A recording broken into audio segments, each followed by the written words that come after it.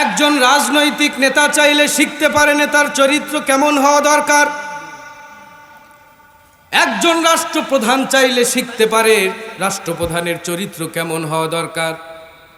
একজন বাড়িওয়ালা চাইলে শিখতে পারে বাড়িওয়ালার চরিত্র কেমন হওয়া দরকার। একজন ভাড়াটিয়া চাইলে শিখতে পারে ভাড়াটিয়ার চরিত্র কেমন হওয়া দরকার। একজন ব্যবসায়ী চাইলে শিখতে পারে ব্যবসায়ীর চরিত্র কেমন হওয়া দরকার। একজন কর্মচারী চাইলে শিখতে পারে কর্মচারীর চরিত্র কেমন হওয়া দরকার। একজন গোলাম চাইলে শিখতে পারে গোলামের চরিত্র কেমন হওয়া দরকার। একজন মনিব চাইলে শিখতে পারে মনিবের চরিত্র কেমন হওয়া দরকার। এই পৃথিবীর যে কোনো মানুষ যে কোনো অ্যাঙ্গেল থেকে যদি উত্তম চরিত্র শিখে নিতে চায়, তাহলে বিশ্বনবীর সুন্দর আদর্শ দেখে দেখে সেও চরিত্র শিখে নিতে পারে। আল্লাহর নবী বিশ্বনবী, আল্লাহ রব্বুল আলামিন তাকে এমন উত্তম চরিত্র দিয়ে প্রেরণ করেছেন যেন মানুষ দেখা মাত্রই তার চরিত্র দেখে অভিভূত হয়ে যায়। হযরতে যায়েদ রাদিয়াল্লাহু তাআলা আনহু ছোট্টবেলায় হারিয়ে গিয়েছেন। আল্লাহ রব্বুল আলামিন কুদরতের সাহায্যে হযরতে যায়েদকে রসুলের বাড়িতে পৌঁছে দিলেন। হযরতে যায়েদ রসুলের কাছে বড় হলো।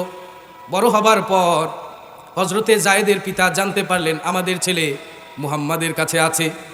হযরতে যায়েদের পিতা এবং চাচা নবীজির কাছে আসলেন, বললেন, ইয়া রাসূলুল্লাহি, আমরা জানতে পেরেছি আমাদের সন্তান যায়েদ আপনার কাছে আছে, দয়া করে তাকে ফিরিয়ে দেন।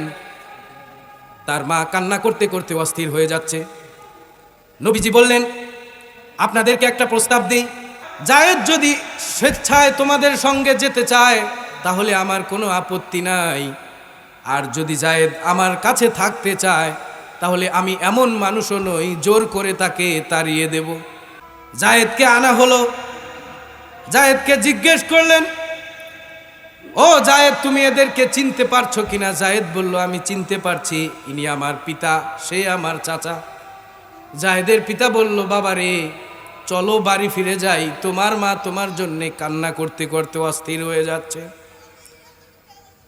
যায়েদ বলল, ও আমার বাবা, ও আমার চাচা, তোমার বাড়ি শুদ্ধ, তোমার বাড়ির সমস্ত সম্পত্তি শুদ্ধ, তামাম দুনিয়ার সম্পত্তি যদি আমার নামেও লিখে দেয়া হয়, তবু বিশ্বনবীর কাছে যেই আদর্শ পেয়েছি, যেই ভালোবাসা, যেই সম্মান পেয়েছি, এই এমন রসুলের কদম মোবারক থেকে আমি বাড়ি যেতে পারবো না।